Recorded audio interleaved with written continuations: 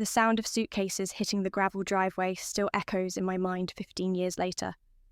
I was 18, standing in the doorway of what used to be my home, watching my parents load everything they owned into a moving truck.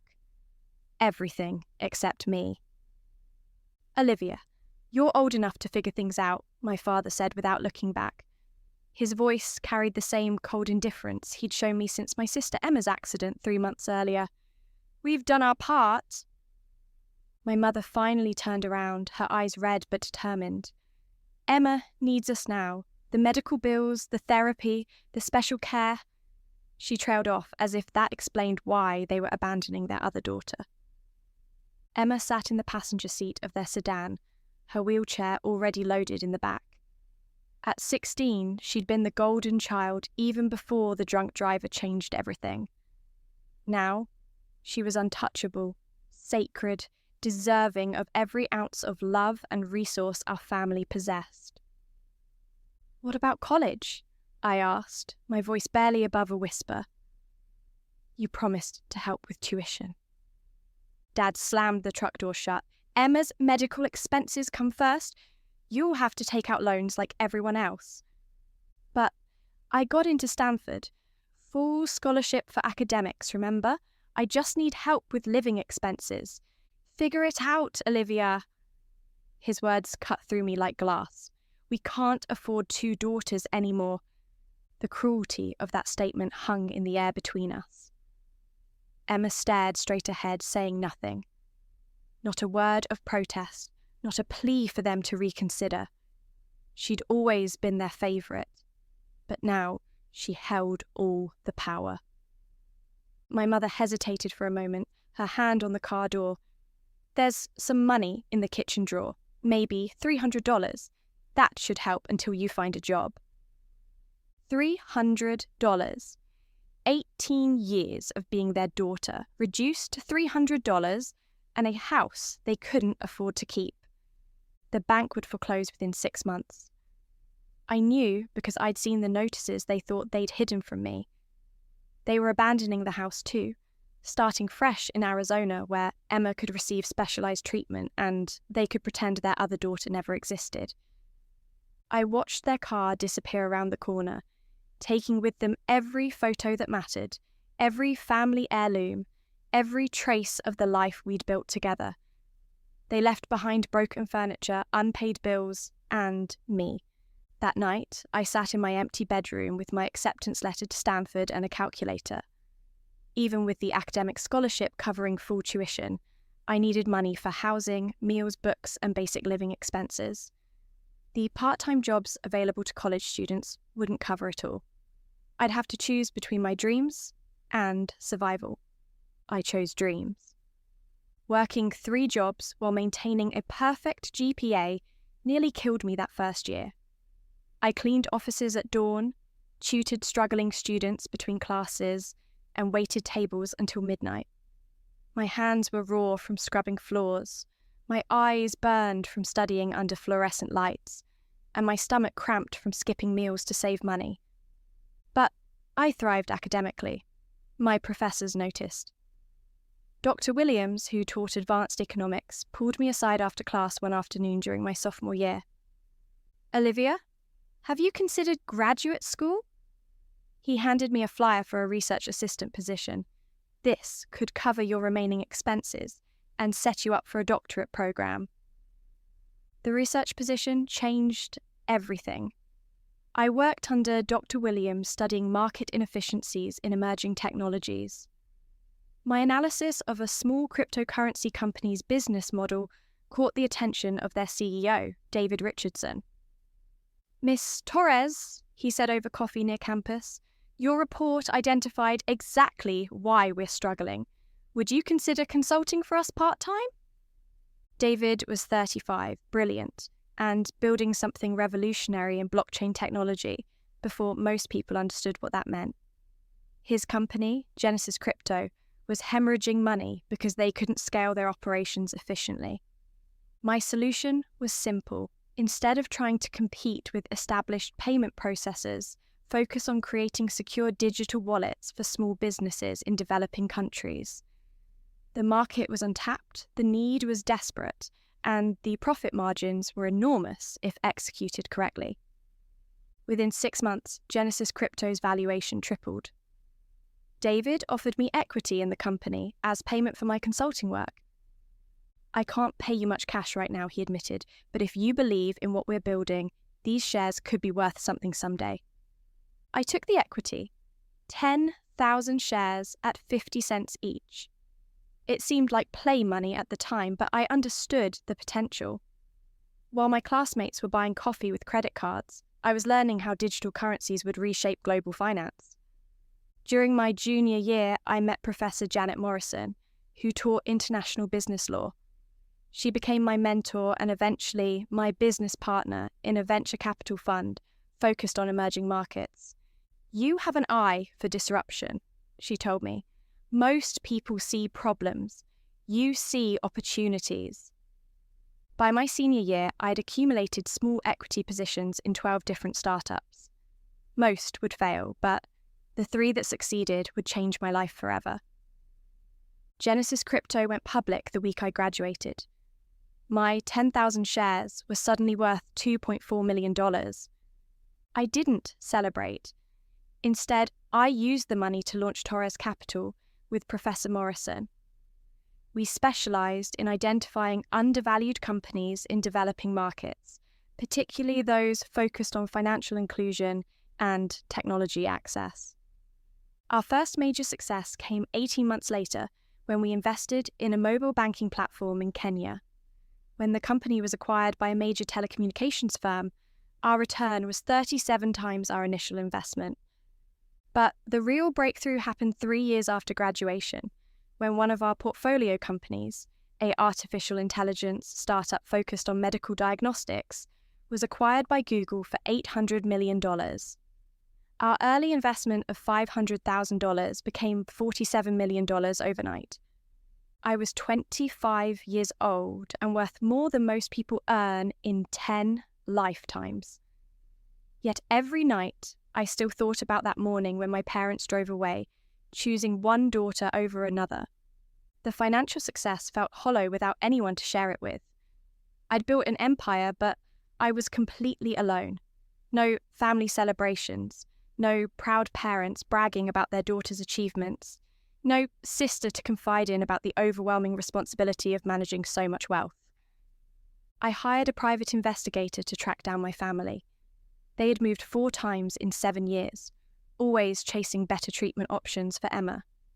My father had declared bankruptcy twice, drowning in medical debt that insurance wouldn't cover. My mother worked double shifts at a medical supply company, barely keeping them afloat. Emma had made remarkable progress. She'd regained limited mobility and was studying online to finish her degree. But the medical bills never stopped, and my parents had aged decades in the 7 years since they'd abandoned me. The investigator's report included their current address in Phoenix, photos of their small apartment, and details about their desperate financial situation. They were 3 months behind on rent and facing eviction. That's when I made the decision that would change everything. It was time to go home. I flew to Phoenix on a Tuesday morning in March. The rental car was a modest Honda issue, nothing flashy that would give away my circumstances before I was ready. My plan required precision timing and complete control of the narrative. Their apartment complex was exactly what the investigator had described. Faded, stucco walls, dying palm trees, and the desperate quietness of people living paycheck to paycheck. Building C, Unit 247. I climbed the exterior stairs, my heels clicking against concrete that hadn't been properly maintained in years. The eviction notice was taped to their door. Bright orange paper demanding payment of $4,800 within 72 hours or face immediate removal. I photographed it with my phone before knocking. Footsteps approached slowly. Through the thin door, I heard my mother's voice. "David, did you forget your keys again?" The door opened and time collapsed between us. My mother stood frozen, her hand gripping the doorframe. 7 years had carved deep lines around her eyes, and her hair had gone completely grey. She wore scrubs, probably heading to or from another shift at the medical supply company. "Olivia?" The word came out like a question, as if she couldn't trust her own vision. "Hello, Mum." She stepped backward into the apartment, her mouth opening and closing without sound. Over her shoulder, I saw my father emerge from the kitchen, coffee mug in hand. His reaction was immediate and defensive. "What are you doing here?" I walked past my mother without invitation. Their living room was cramped and sparse. A second-hand couch, a small television, medical equipment scattered on every surface. Emma's wheelchair sat folded in the corner, and I could hear her voice from the bedroom, talking on a video call with what sounded like an instructor. "I came to see my family." I kept my voice level, professional. "Though I see you're having some financial difficulties." Dad set his mug down hard enough to splash coffee onto the counter. "We're managing just fine." The eviction notice suggests otherwise. Mum finally found her voice. Why are you here, Olivia? After all this time?" I pulled out my phone and showed them the investigators' photos. Images of them leaving the apartment, grocery shopping with carefully counted coupons, Dad working his night security job at a warehouse. "I've been keeping track."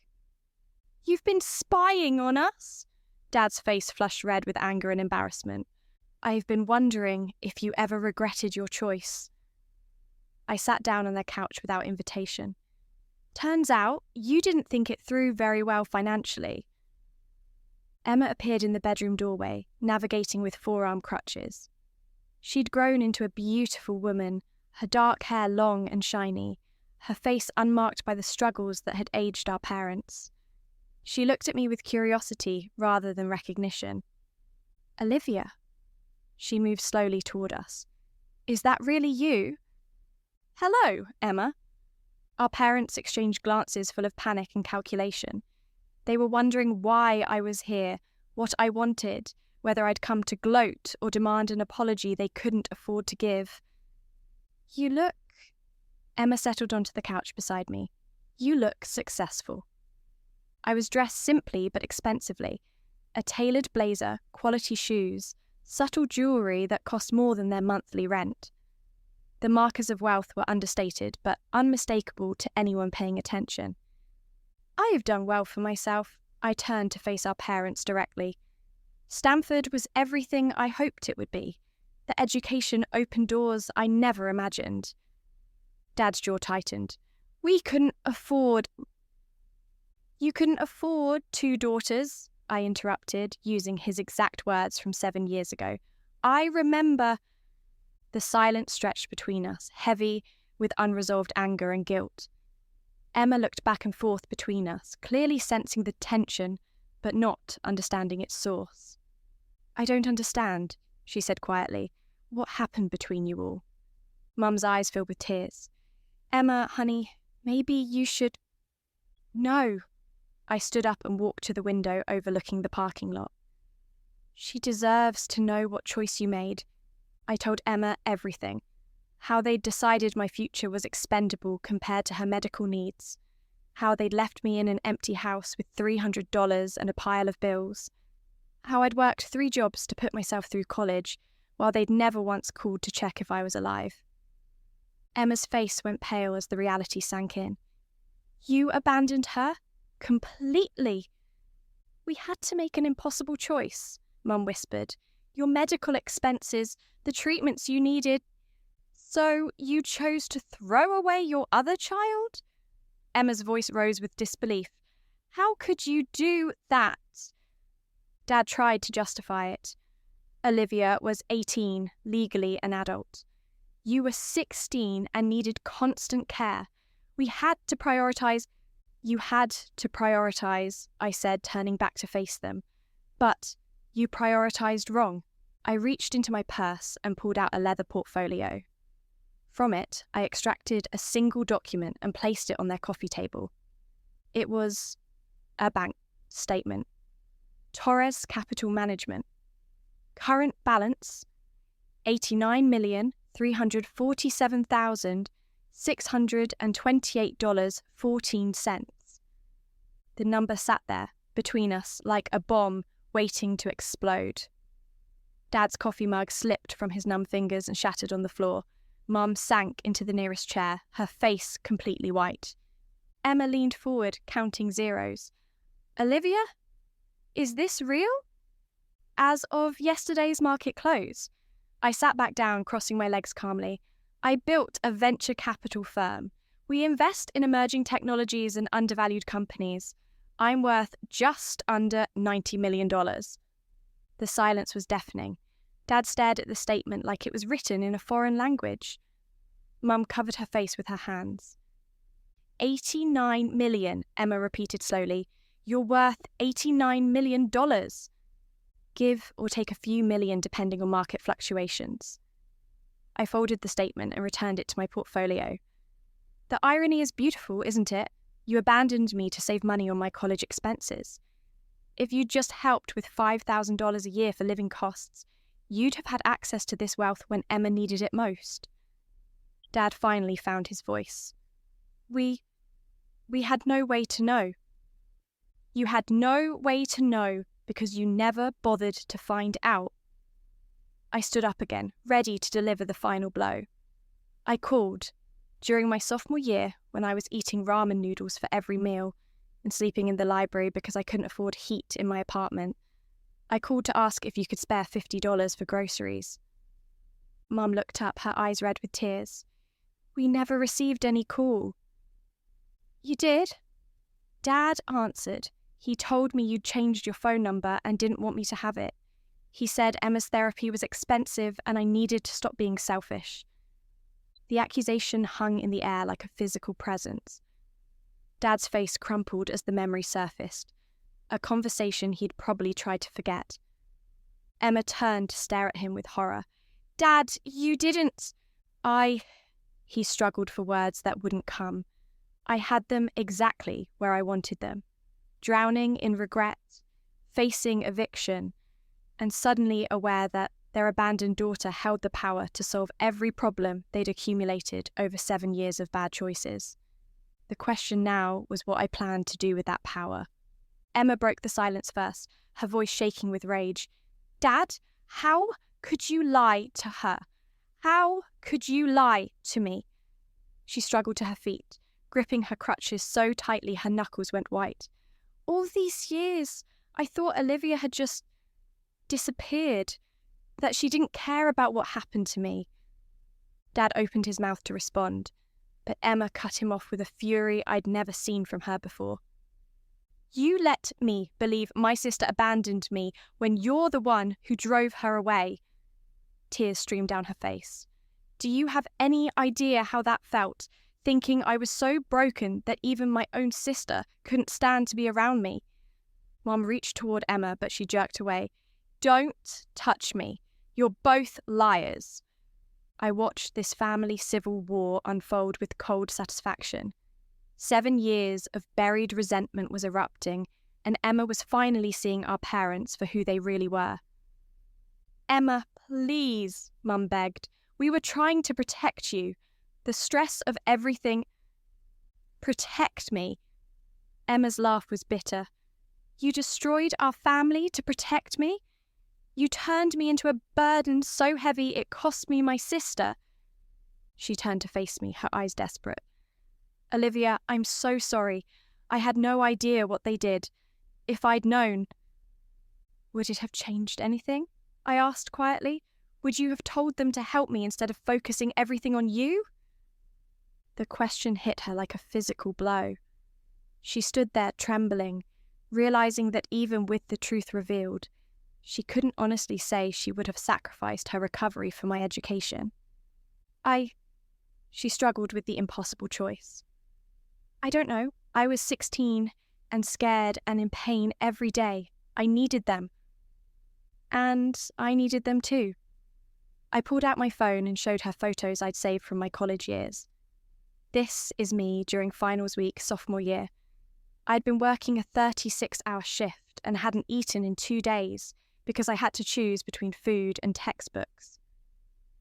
The photo showed me asleep in the library. my face gaunt from malnutrition, my clothes hanging loose from dramatic weight loss.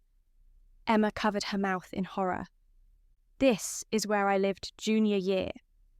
The next photo showed a converted storage room I'd rented for $200 a month. No windows, barely enough space for a mattress on the floor. The landlord wasn't supposed to rent it to tenants, but I couldn't afford anything else. Dad finally found his voice. Olivia, we didn't know it was that bad because you chose not to know. I put my phone away. When you make a choice like that, you don't get to claim ignorance about the consequences. Emma sank back onto the couch, overwhelmed by the weight of what she'd learned. What can we do? How can we possibly make this right? I walked to their window and looked out at the parking lot, where broken cars sat next to dumpsters overflowing with garbage. You can't make it right, Emma. Some things can't be undone. But you came here, Mom said desperately. You must want something from us. Money? An apology? Tell us what you need. I turned back to face them, and for the first time since arriving, I smiled. It wasn't a warm smile. I don't need anything from you. I came here to show you exactly what your choice cost you. I picked up the eviction notice from where I placed it on their coffee table. You're about to be homeless. Emma's medical equipment rental costs $4,000 a month. Dad's warehouse job barely covers groceries.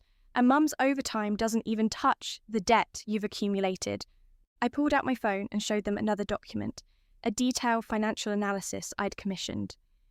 You owe $127,000 in medical debt, $18,000 in credit card balances, and you're 3 months behind on everything. Your credit is destroyed. Emma will lose access to her physical therapy because you can't afford the co-pays. The numbers hit them like bullets.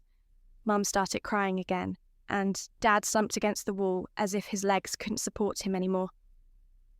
But here's the beautiful part, I continued. I could solve all of this with pocket change. Your entire debt load is less than I spend on business lunches in a year. Emma looked up at me with sudden hope. Would you? Would you help us? Why would I do that? I asked. When I needed help, you all made it very clear that family loyalty only flows one direction. Because we're still family, Emma said desperately. Because I'm your sister, and I love you, and I'm sorry for what they did. Are we family? I pulled out another document from my portfolio.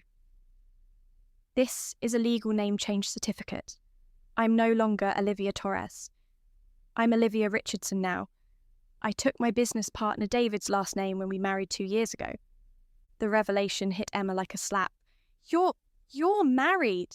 You got married and didn't tell us? Tell you what, I tried to maintain contact. Dad made sure that was impossible. I showed them wedding photos on my phone, a beautiful ceremony in Napa Valley, surrounded by friends and colleagues who'd become my chosen family. David walked me down the aisle because I didn't have a father willing to do it. Mum sobbed openly now, realising she'd missed her daughter's wedding because of their choices 7 years ago. You have grandchildren you'll never meet, I continued mercilessly. Twin boys 3 months old. David and I named them after the professors who became my real family when you abandoned me. Emma's face crumpled. Grandchildren? Mum, Dad, you have grandsons? And you threw that away? Dad slid down the wall until he was sitting on the floor, his head in his hands. We destroyed everything. God help us, we destroyed everything. I put my phone away and checked my watch. My flight leaves in 4 hours. I have a board meeting tomorrow morning and a charity gala tomorrow night where we're donating more money than you'll see in your lifetimes. Please, Emma whispered, please don't leave like this. There has to be something we can do. I looked at my sister, really looked at her for the first time since arriving. She was beautiful, intelligent, and genuinely devastated by what she'd learned. But she was also the reason our parents had made their choice 7 years ago. There is something you can do, I said finally. All three of them looked up with desperate hope. You can live with the consequences of your choice exactly like I had to live with mine. I walked toward the door. The difference is, my consequences made me rich and powerful. Yours are about to make you homeless. I paused at the door, my hand on the knob. Oh, and Emma? When you're sleeping in your car next week, remember that this could have been avoided if you'd spoken up just once in 7 years to ask what happened to your sister. The door closed behind me with a soft click, leaving my family to face the reality they had created. But as I walked down those concrete stairs, I realized my victory felt hollow. Revenge was supposed to be satisfying. Instead, it just felt empty. I sat in my rental car for 20 minutes, staring at their apartment building through the windshield. The engine was running, air conditioning fighting the Arizona heat, but I couldn't bring myself to drive away. Inside that crumbling building, my family was falling apart, and I was the one holding the hammer. My phone buzzed with a text from David. How did it go? Boys are asking when Mama comes home. I stared at the message, thinking about my sons who would never know their grandparents because of choices made before they were born. Alexander and Benjamin Richardson, named after the professors who'd guided me when my real family had failed me. A movement in the apartment complex caught my eye. Emma appeared on the second-floor walkway, navigating carefully with her crutches. She was leaving. At first, I thought she was running away from the confrontation, but then I saw her destination. She was coming to find me. I rolled down the window as she approached the car, her face streaked with tears but determined. I knew you hadn't left yet, she said breathlessly. I saw your car from the window. What do you want, Emma? To tell you something our parents will never have the courage to say. She leaned against the car door, exhausted from the walk. You're right. About everything. What they did to you was unforgivable. I kept my hands on the steering wheel, not trusting myself to look at her directly. I've been thinking about what you said, about whether I would have spoken up if I'd known the truth. Her voice cracked.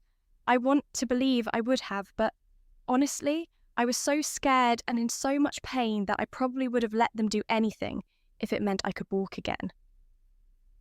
The honesty in her admission surprised me. I'd expected denials or excuses.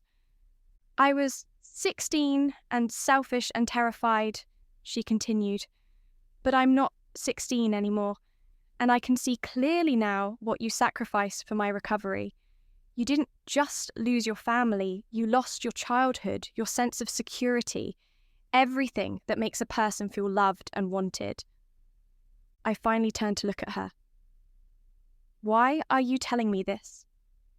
Because I need you to know that I understand, and because what I'm about to do next is my choice, not theirs. She pulled out her phone and showed me a social media post she'd just published. The caption read, 7 years ago, my parents abandoned my sister to pay for my medical care. Today, I learned that my sister became a millionaire while I was recovering, and my parents actively prevented her from contacting us. I'm sharing this because the world needs to know what real sacrifice looks like, and it wasn't mine. The post included photos of both of us as children, my bank statement, and a detailed account of what our parents had done. It was already gaining traction, dozens of shares and comments pouring in. Emma, what have you done? I've told the truth. She looked back toward the apartment. They destroyed our family to save me, but they never asked if I wanted to be saved at that cost. Now, everyone will know what they chose and what you achieved despite them. I stared at the post, watching the share count climb. Emma had just publicly humiliated our parents and exposed their financial desperation to the world. This will ruin them, I said quietly. They ruined themselves, and they ruined you, and they ruined us. She wiped her eyes. I can't fix what they did, but I can make sure they face the consequences publicly instead of hiding behind closed doors. My phone rang. David's name appeared on the screen. "Take it," Emma said. "I'll wait." I answered the call. "Hey, Olivia, I just saw something online. Someone posted about you and your family situation. Is everything okay?" I looked at Emma, who was watching me with an expression I couldn't read. "It's complicated. Can I call you back?" "Of course, but, honey, whatever happened in the past, you have a new family now. Alexander just said 'mama' for the first time. I recorded it for you." The call ended, and I sat there thinking about my sons, who would say their first words and take their first steps surrounded by love and security. Everything I'd been denied, I was giving to them. "You have kids," Emma said softly. "I heard him mention their names. Twin boys, 3 months old. I'm their aunt, and I'll never meet them because of what our parents did." She smiled sadly. "That's probably the worst consequence of all. Not the debt or the eviction or the public humiliation. It's knowing that there are 2 little boys who will grow up without knowing they have an aunt who would have loved them completely." Something shifted inside me as she spoke. For 7 years, I'd focused on my parents' betrayal and my own survival. But Emma was right. The real tragedy wasn't just what they'd done to me. It was what they'd stolen from future generations. "What's your plan now?" I asked. "I don't have one. I'm probably going to lose my physical therapy, which means my mobility will deteriorate. Mum and Dad will blame themselves, which they should. We'll probably end up in some homeless shelter or living in the car." She shrugged. "But at least now everyone knows the truth." I made a decision that surprised even me. "Get in the car." "What?" "Get in the car, Emma. We're going back upstairs." She climbed into the passenger seat, confusion written across her face. "What are you doing?" "Something I didn't plan on doing." I turned off the engine. "I'm going to offer them a deal." We rode the elevator to the second floor in silence. When we knocked on the apartment door, Mum answered immediately. She'd probably been watching from the window. "Olivia, you came back?" I walked past her into the living room where Dad still sat on the floor, his face buried in his hands. The eviction notice lay crumpled beside him. "I have a proposition," I announced. Dad looked up, hope flickering in his eyes for the first time since I'd arrived. "I will pay off all your debts. I will buy you a house in a good neighbourhood with wheelchair accessibility for Emma. I will set up a trust fund for Emma's ongoing medical care. I will give you more money than you can spend in your lifetimes." The silence was deafening. "But," I continued, "there are conditions, non-negotiable conditions." "Anything," Mum whispered. "We'll agree to anything. First, you will both attend family therapy for 2 years. Professional counselling to understand why you made the choices you did and how to rebuild relationships you've destroyed." They nodded frantically. "Second, you will write detailed apology letters to me, not asking for forgiveness, but acknowledging specifically what you did wrong and how it affected me. These letters will be notarized and become part of the legal agreement." "Yes, of course," Dad said. "Third, you will volunteer 20 hours per week at organisations that help abandoned or homeless youth. You will see firsthand what happens to children who don't have family support." "We can do that," Mum agreed. "And finally," I paused for effect, "you will legally change your last names to Richardson. You will become part of my family on my terms, not the other way around." The final condition hit them like a physical blow. Changing their names meant acknowledging that I was now the head of this family, that their choices had cost them the right to define our relationships. "You want us to take your married name?" Dad asked quietly. "I want you to earn the right to be connected to me again, starting from zero, proving that you understand who has the power now and who makes the decisions about how this family functions going forward." Emma reached over and took my hand. "Those are fair conditions." Mum and Dad looked at each other, having a silent conversation about pride versus survival. Finally, Dad nodded.